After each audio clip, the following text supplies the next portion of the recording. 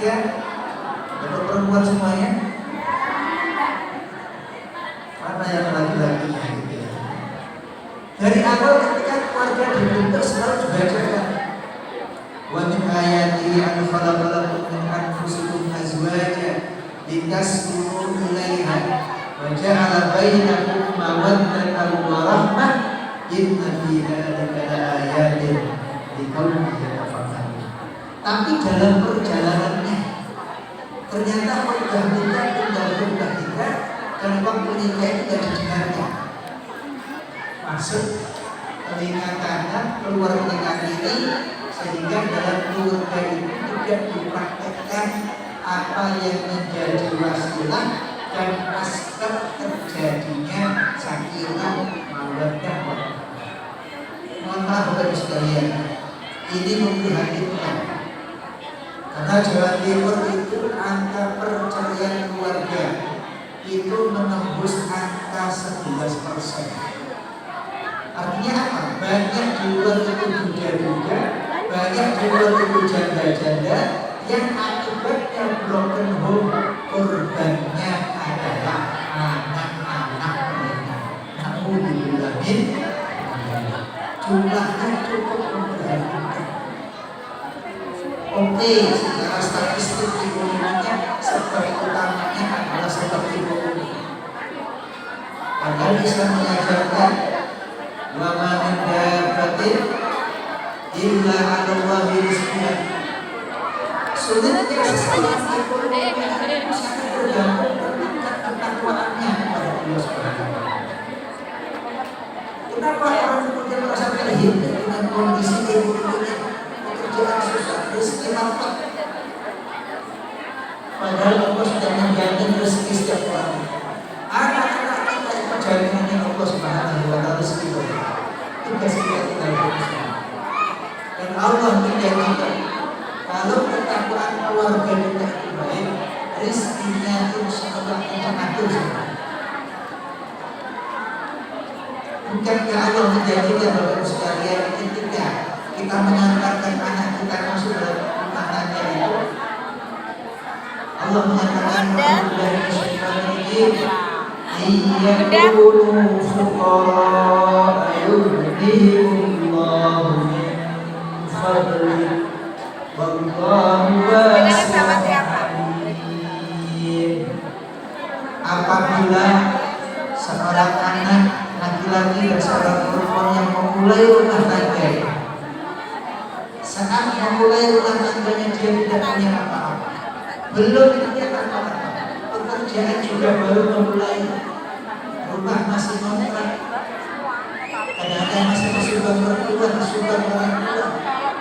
tetapi ketika orang niatnya berkeluarga itu dalam rangka menjaga ifahnya, dalam rangka melaksanakan sunnah Nabi Sallallahu Alaihi Wasallam, dalam rangka untuk menjaga kehormatan diri dan agamanya. Salasun haqqun 'ala Allahi amruhum. 3 orang yang akan dijamin pertolongan Allah Subhanahu wa taala. Satu di antaranya ketika seseorang itu menikah dalam rangka menjaga kehormatan diri dan kehormatan agamanya. Maka jika dia miskin, dia belum punya apa-apa, yughnihimullahu min fadlihi. Allah Subhanahu wa taala yang akan memberikan kecukupan. Karena yang memang sudah pengalaman. Pemirsa yang hormati, keluarga dalam Islam itu sangat-sangat penting. Dan terutama sekali, mohon maaf, tadi disampaikan sama Syekhona Ustaz Fauzan bahwa Bapak Ibu yang hadir di sini sebagai wali santri dan wali santri laki, hakikatnya tanggung jawab anak-anak kita ini ada pada Bapak Ibu sekalian. Tadi kami sampaikan pondok pesantren ini membantu mengantarkan anak-anak Bapak Ibu sekalian tumbuh dan berkembang, insya Allah akan menjadi anak-anak yang saleh dan salehah. Allah. Kenapa saya katakan tanggung jawab pertama itu pada orang tua, supaya maksud saya begini, jangan semua urusan anak itu nanti yang disalahkan pondoknya. Ustaz pondok anakku si pancing.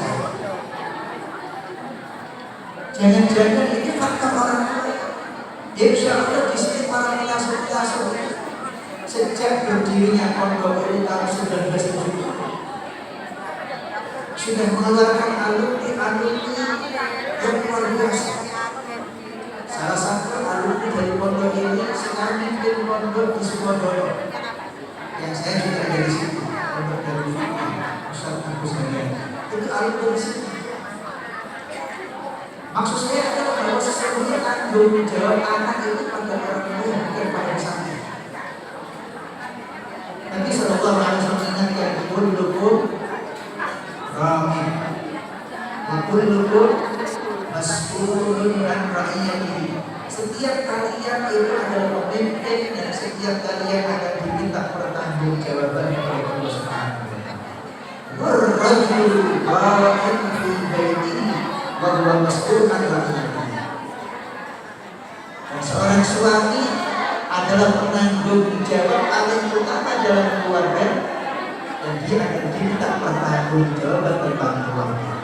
Dan seorang istri adalah penanggung jawab keluarga ketika suaminya dia bekerja di luar rumahnya, dan dia juga akan diminta pertanggungjawaban oleh Allah Subhanahu wa taala. Oleh karena itu, Bapak sekalian, mari kita jaga kolaborasi, kerjasama yang baik antara pesantren yang betul-betul dari mulai pagi 24 jam Bapak Ibu menitipkan anak yang di pesantren ini, dididik mereka, diasuh mereka, diingatkan mereka, diajarkan ilmu mereka, dan diberikan contoh-contoh keteladanan dari mulai kiainya, para pengasuhnya, para kasatidnya. Semuanya ini insya Allah terjun sama yang barokah, dan semuanya akan mendapatkan keberkahan pahala dari Allah Subhanahu wa taala. Hadirin rahmatullah, kembali kepada keluarga. Dalam surat Al-Tahrim ini angka mudah dihafal, angkanya berkaitan, nomornya nomor cantik, angka 66.26. Surat Al-Tahrim ayat 6 tadi dibacakan sama Syaikhul Al-Fatihah Al-Fauzan. A'udzubillahi minasyaitonir rajim. Ya ayyuhalladzina amanu qu anfusakum wa ahlikum nara wa quduhan nas wal hijarah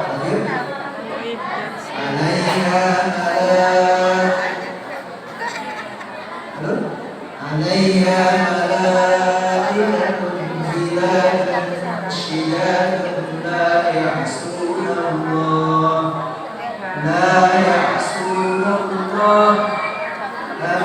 amarahum wa yaf'aluna ma yu'marun. Allah menitipkan pesan pada kita, ya ayyuhalladzina amanu. Bapak sekalian, ingat yang dipanggil itu keimanan kita, status iman kita. Karena ayat ini tidak akan didengar oleh orang-orang yang tidak punya iman dan keyakinan akan kalam Allah. Tapi orang-orang yang terbuka iman, orang-orang yang mendapatkan hidayah, orang-orang yang ingin mendapatkan keberkahan hidup, dia pasti akan mendengarkan dan menyimak apa pesan Allah.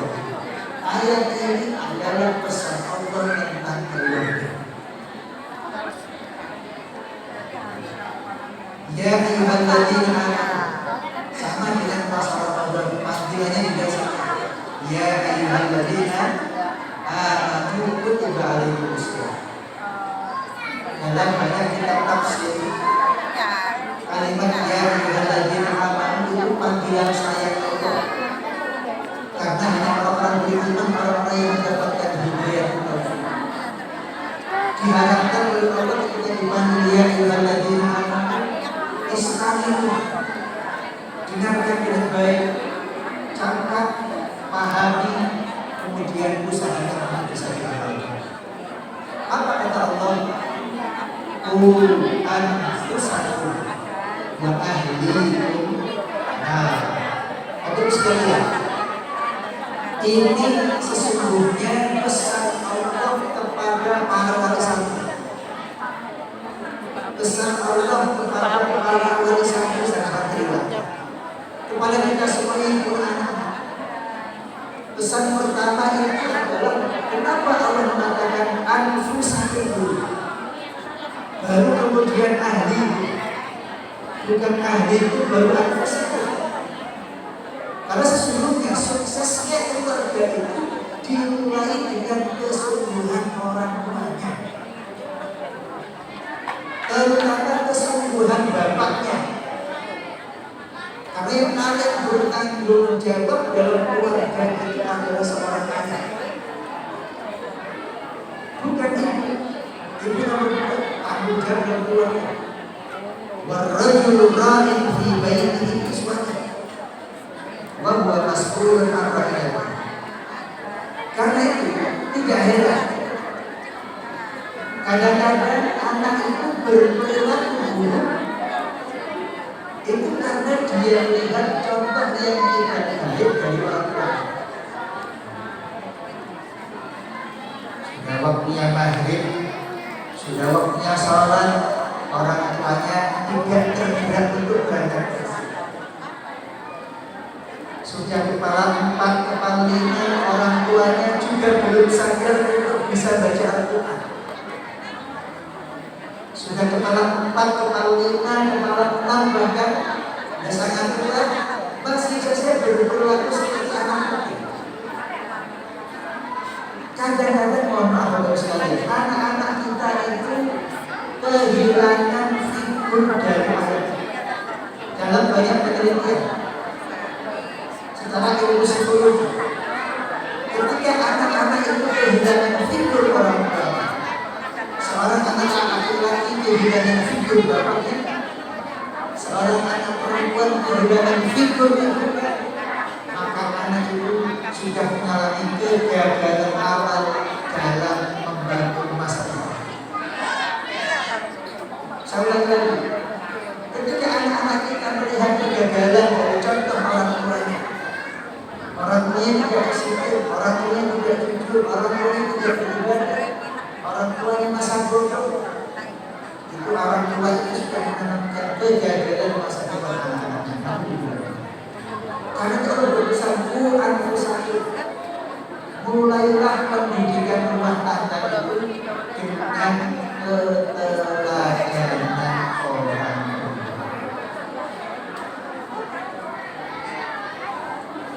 Karena itu kita sangat dianjurkan Bapak sekalian, kalau kita orang tua, terutama Bapak sekalian yang punya pekerjaan, wajib kalau kita pilih anak-anak kita berkembang dan tumbuh menjadi anak yang saleh dan salehah, bapaknya rezekinya harus dijamin rezeki yang halal. Halo Bapak sekalian, jangan sampai kita terbelenggu atau tergoda dengan yang syubhat-syubhat, apalagi haram. Kemudian haram itu dimasukkan untuk SPP, untuk bulanan, untuk Al-Fatah, mengurangi barokah. Saya yakin Bapak Ibu ketika memasukkan anaknya ke pondok itu ingin anaknya akan menjadi anak yang saleh, berilmu, berakhlakul karimah, menjadi investasi amal jariah orang tuanya kelak. Tapi tolong dan tolong, untuk mendukung harapan itu, pastikan yang dimakan anak-anak kita, yang dibayarkan, yang disumbangkan ke pondok ini adalah rezeki yang halal. Karena apa? Yang kita makan haram, dibesarkan dengan haram, yang kita minum haram, itu menjadi penghalang doa-doa kita dikabulkan oleh